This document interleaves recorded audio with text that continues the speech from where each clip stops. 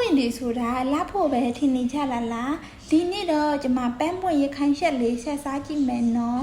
ပန်းပွင့်ကိုတခါလာရခိုင်ချက်လေးဆက်စားကြည့်ပါပန်းပွင့်လေးတွေကိုပပလေးတွေတင်ထားလိုက်ပါမယ်ပန်းပွင့်ရဲ့ကော်ပီတော့ရဲ့အိမ်မှာရှိနေရောလေရောပြီးတော့ပဲဆက်လိုက်တယ်ပန်းပွင့်လေးတွေကိုအိုးထဲကိုထည့်လိုက်မယ်အရောင်အတွက်ကတော့စနွေးမုံအနေငယ်ထည့်ပါမယ်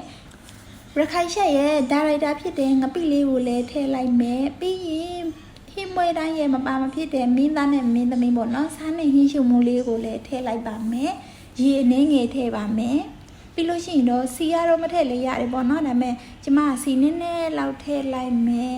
ပြီးရင်အဆက်မစားဘူးဆိုလို့ရှိရင်ရှက်လို့ရပါပြီအဆက်စားမယ်ဆိုလို့ရှိရင်တော့ငရုတ်သီးအစိမ်းနှရှမ်းရှမ်းတာလေးတွေကိုထည့်လိုက်ပါတငယ်ချင်းတို့လည်းပန်းပွင့်ကြရင်အခုလိုမျိုးလေးရခိုင်ချက်လေးရှက်စားကြည့်ကြပါနော်ရခိုင်ချက်ကြိုက်တယ်ဆိုလို့ရှိရင်တော့ပိုအဆင်ပြေတာပေါ့ဒါပေမဲ့ရခိုင်ချက်ရင်တော့သမင်းလေးတော့အပူချက်ထားကြပေါ့ရှင်